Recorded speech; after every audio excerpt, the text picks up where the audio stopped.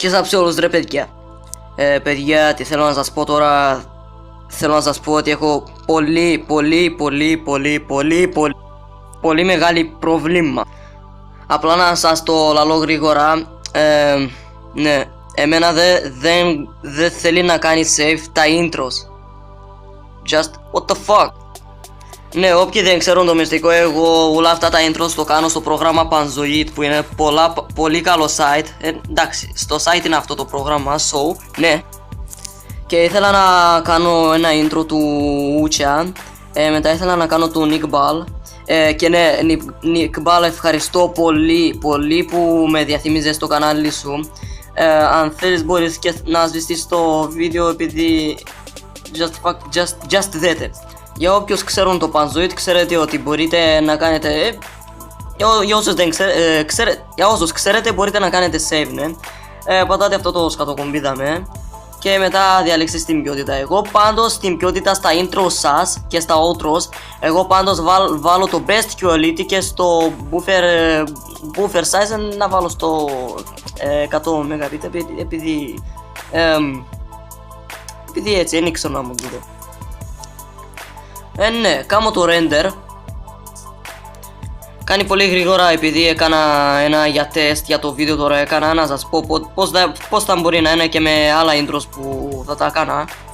Απλώς να δείτε. Εντάξει, σταμάτησε. Όχι, ενώ έκανε το finish, το download, το render το έκανε. Και απλώς τώρα πρέπει να πατάω το download the video, ναι. Κατεβάζει μου. Τώρα λαλίδα με το λέτε μαλάκες. Thank you for using Panzoid, your download is starting bla bla bla. Ναι, όπως βλέπετε δεν δίνει δάμε, ας πούμε, ότι είναι να κατεβάζει το intro μου δάμε. Ενώ δείτε τι θα μου ανοίγει τώρα. Δείτε ρε παιδιά.